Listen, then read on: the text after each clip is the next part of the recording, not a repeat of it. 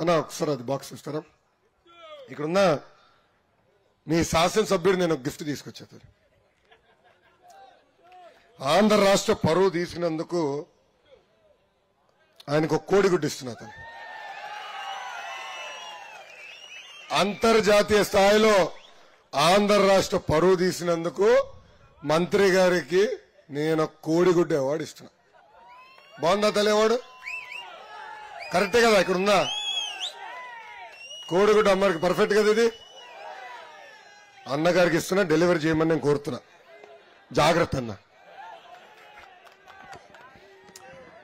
ఏమా ఈ కోడిగుడ్డు మంత్రి ఏకంగా పరిశ్రమల శాఖ మంత్రి ఆడుతుంది. అదృష్టవంతుడు, చిన్న వయసులో పరిశ్రమల శాఖ మంత్రి. ఇంకా మంత్రి గారు నియోజకవర్గం ఎలా ఉండాలి తల్లి? అసలు కంచుకోటలాగా తయారు చేయాలి. ఎక్కడ చూసినా రోడ్లు పడాలి. ఎవరిని ఉద్యోగం అడితే రారా ఇదిగో లెటర్ తీసుకో, పలానా కంపెనీకి వెళ్ళు, ఉద్యోగం వస్తుందని చెప్పాలి.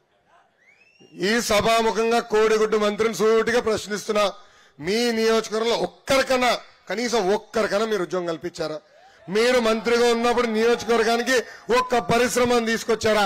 ముఖ్యంగా మన ఉత్తరాంధ్ర ప్రాంత ప్రజలు చాలా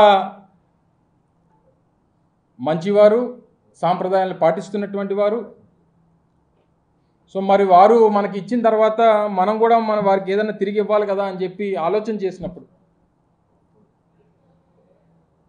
మా గ్రామం, అంటే నేను పుట్టి పెరిగినటువంటి మా మింది గ్రామంలో చాలామంది శాలివాహన సంఘానికి సంబంధించినటువంటి కుమ్మర్లు చాలామంది మా గ్రామంలో మాతో పాటు కలిసి మా కుటుంబ సభ్యులా నివసిస్తుంటారు. ముఖ్యంగా ఏదైనా ఇచ్చినప్పుడు మన ప్రాంతం, మన మట్టితో తయారు చేసినటువంటి ఒక కుండలో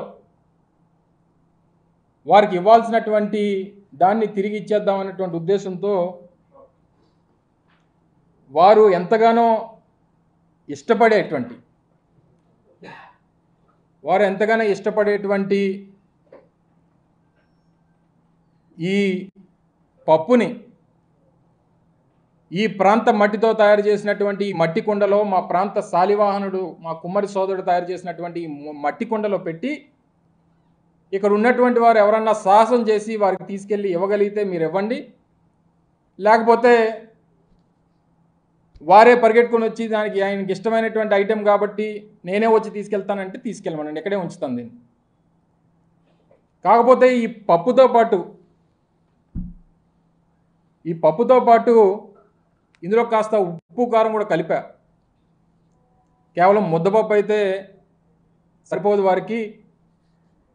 కాస్త ఉత్తరాంధ్ర ప్రాంతం అనేక సందర్భాల్లో ఆ పార్టీకి, తెలుగుదేశం పార్టీ అధికారంలోకి రావడానికి కారణమైనటువంటి ఉత్తరాంధ్ర ప్రాంతం గురించి ఏ రోజు కూడా ఆలోచన చేయనటువంటి తండ్రి కొడుకులు ఇప్పుడు వచ్చి ఈ ప్రాంతం మీద ప్రేమ ఉన్నట్టు, ఈ ప్రాంతం అంటే అభిమానం ఉన్నట్టు, ఈ ప్రాంతానికి ఏదో భవిష్యత్తును ఇచ్చేస్తామన్నట్టు చెప్పేటువంటి మాటలు సిగ్గు, లజ్జ, ఏ రకమైనటువంటి